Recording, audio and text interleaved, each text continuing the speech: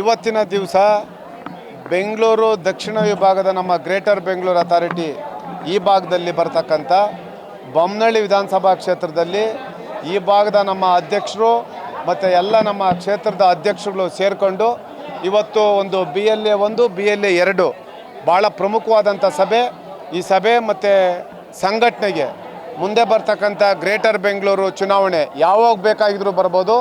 ಇವತ್ತು ಎಲ್ಲ ನಮ್ಮ ಪಕ್ಷದ ಪ್ರಮುಖ ಮುಖಂಡರು, ಮಹಿಳಾ ಮುಖಂಡರು, ಈ ಭಾಗದ ಹಿಂದೆ ನಮ್ಮ ಪಕ್ಷದಲ್ಲಿದ್ದು ಭಾಳ ಜನ ಮನೆಯಲ್ಲಿ ತಟಸ್ಥವಾಗಿದ್ದರು, ಅವರೆಲ್ಲರೂ ಸಹ ಇವತ್ತು ಮತ್ತೊಮ್ಮೆ ಈ ಒಂದು ಪ್ರಾದೇಶಿಕ ಪಕ್ಷ ಬೆಂಗಳೂರು ನಗರದಲ್ಲಿ ಶಕ್ತಿಯುತವಾಗಿ ಪಕ್ಷದ ಸಂಘಟನೆಯನ್ನು ಮಾಡಬೇಕು ಅಂಥೇಳಿ ಇವತ್ತು ತಟಸ್ಥವಾಗಿದ್ದಂಥವರೆಲ್ಲನೂ ಮತ್ತೆ ಹೊರಗಡೆ ಬಂದು ಈಗಾಗಲೇ ಏನು ಒಂದು ಸಂಘಟನೆಗೆ ಹೆಚ್ಚು ಶಕ್ತಿ ತುಂಬಂಥ ಕೆಲಸ ಮಾಡಿದ್ದಾರೆ. ಹಾಗಾಗಿ ಈ ಭಾಗದ ಪ್ರಮುಖ ಎಲ್ಲ ನಮ್ಮ ನಾಯಕರಿಗೂ ಸಹ ನಾನು ಪಕ್ಷದ ವತಿಯಿಂದ ಅಭಿನಂದನೆ ಹೇಳ್ತಾ ಇದ್ದೀನಿ. ಮುಂದೆ ಬರ್ತಕ್ಕಂಥ ಗ್ರೇಟರ್ ಬೆಂಗಳೂರು ಚುನಾವಣೆ ಯಾವಾಗ ಬೇಕಾದರೂ ಇರ್ಬೋದು. ಬೆಂಗಳೂರು ನಗರದ 28 ವಿಧಾನಸಭಾ ಕ್ಷೇತ್ರದಲ್ಲೂ ಸಹ ನಮ್ಮ ಪಕ್ಷದ ಎಲ್ಲ ಪ್ರಮುಖ ಮುಖಂಡರು, ಎಲ್ಲ ನಮ್ಮ ಕಾರ್ಯಕರ್ತರು ಸಹ ನಾವು ಈಗಾಗಲೇ ಚುನಾವಣೆ ಇವತ್ತು ಅಂತ ನಾವೇನು ಭಾವಿಸಿಲ್ಲ.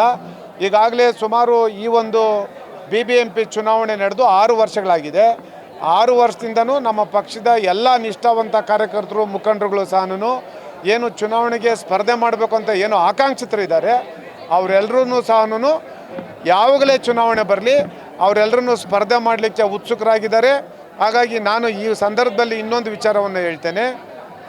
ಏನು ಇವತ್ತು ಈ ರಾಜ್ಯದಲ್ಲಿ ಕಾಂಗ್ರೆಸ್ ನೇತೃತ್ವದ ರಾಜ್ಯ ಸರ್ಕಾರ ಈಗಾಗಲೇ 3 ವರ್ಷದ ಅವಧಿಗಳನ್ನ ಪೂರೈಸಿದ್ರು ಸಹ ಇವತ್ತರೆಗೂ ಸಹ ಏನು ಈ ಒಂದು ಚುನಾವಣೆ ಮಾಡಲಿಕ್ಕೆ ಇವರು ಮಾನ್ಯ ಸರ್ವೋಚ್ಚ ನ್ಯಾಯಾಲಯ ಈಗಾಗಲೇ ಇವರಿಗೆ ಛೀಮಾರಿ ಹಾಕಿದ್ರು ಸಹ ಇವತ್ತರೆಗೂ ಸಹ ಚುನಾವಣೆ ಮಾಡಲಿಕ್ಕೆ ಇವರಿಗೆ ಮನಸ್ಸಿಲ್ಲ.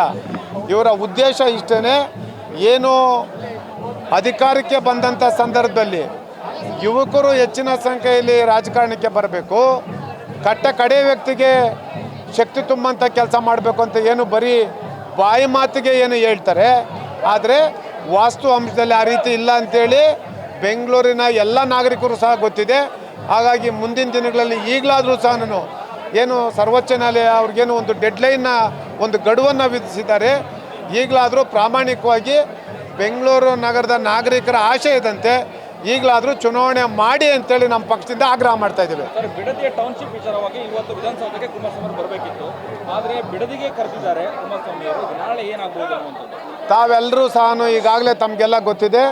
ಕುಮಾರಣ್ಣವರು ಅವರೇನು ಮಾನ್ಯ ಮುಖ್ಯಮಂತ್ರಿಗಳು ಪತ್ರವನ್ನು ಬರೆದಿದ್ರು, ಆವತ್ತೇ ಅವರ ಪತ್ರ ಬಂದ ಕೂಡಲೇ 1 ಗಂಟೆಯಲ್ಲಿ ಅವರಿಗೆ ಮತ್ತೊಮ್ಮೆ ಇನ್ನೊಂದು ಪತ್ರವನ್ನು ಬರೆದು, ನಂದು ಈಗಾಗಲೇ ಪೂರ್ವ ನಿಯೋಜಿತ ಕಾರ್ಯಕ್ರಮಗಳು ಇರೋದರಿಂದ ಇವತ್ತು ನಾನು ಭಾಗವಹಿಸಲಿಕ್ಕೆ ಆಗೋದಿಲ್ಲ, ಅದರಲ್ಲೂ ನಿಮ್ಮ 5 ಜನರ ತಂಡದೊಂದಿಗೆ ಬರಬೇಕು ಅಂತ ಮಾನ್ಯ ಮುಖ್ಯಮಂತ್ರಿಗಳು ಏನು ಹೇಳಿದ್ದಾರೆ, ಅವರು ಹೇಳಿದ್ದಾರೆ. ಕೇಂದ್ರದ ಸಚಿವರು ನಮ್ಮ ನಾಯಕರಾಗಿರ್ತಕ್ಕಂಥ ಕುಮಾರಣ್ಣವರು ನಮ್ಮ ಜೊತೆ ಯಾವುದೇ ತಂಡ ಇಲ್ಲ, ನಮ್ಮ ಜೊತೆಲಿರ್ತಕ್ಕಂಥ ಅದು ಒಂದೇ ಒಂದು ತಂಡ, ಅದು ರೈತರ ತಂಡ. ಹಾಗಾಗಿ ಏನು ಸುಮಾರು 450 ದಿನಗಳಿಂದ ಇವತ್ತು ರೈತರೇನು ಉಪವಾಸ ಸತ್ಯಾಗ್ರಹ ಮಾಡ್ತಾ ಇದ್ದಾರೆ, ಹೋರಾಟವನ್ನು ಮಾಡ್ತಾ ಇದ್ದಾರೆ ಹಗಲು ರಾತ್ರಿ. ಈ ಒಂದು ಬಿಡದಿ ಯೋಜನೆಯನ್ನು ಕೈ ಬಿಡಬೇಕು, ಇದು ಎಲ್ಲ ರೈತರ ಹೊಟ್ಟೆ ಮೇಲೆ ಹೊಡೆಯುವಂಥ ಕೆಲಸವನ್ನು ಮಾಡಬಾರ್ದು ಅಂತೇಳಿ ಏನು ಅವರು ರೈತರು ಹೋರಾಟ ಮಾಡ್ತಾ ಇದ್ದಾರೆ. ಆವತ್ತು ನೀವು ಬನ್ನಿ, ವಿಧಾನಸೌಧಕ್ಕೆ ನಾನು ಬರೋದಿಲ್ಲ, ರೈತರ ಸಮ್ಮುಖದಲ್ಲೇ ನಿಮ್ಮ ಭೇಟಿ ಆಗಲಿ. ಈಗಾಗಲೇ ಸರ್ಕಾರ ಹೇಳ್ತಾ ಇದ್ದಾರೆ 80% ಜನ ಈ ಒಂದು ಯೋಜನೆಗೆ ನಮಗೆ ಒಪ್ಪಿಗೆ ಸೂಚಿಸಿದ್ದಾರೆ ಅಂತೇಳಿ. ಆದರೆ ವಾಸ್ತವಾಂಶ ಆಗಿಲ್ಲ. ವಾಸ್ತವಾಂಶ 80% ರೈತರು ವಿರೋಧವನ್ನು ವ್ಯಕ್ತಪಡಿಸ್ತಾ ಇದ್ದಾರೆ ಈ ಒಂದು ಟೌನ್ಶಿಪ್ಗೆ.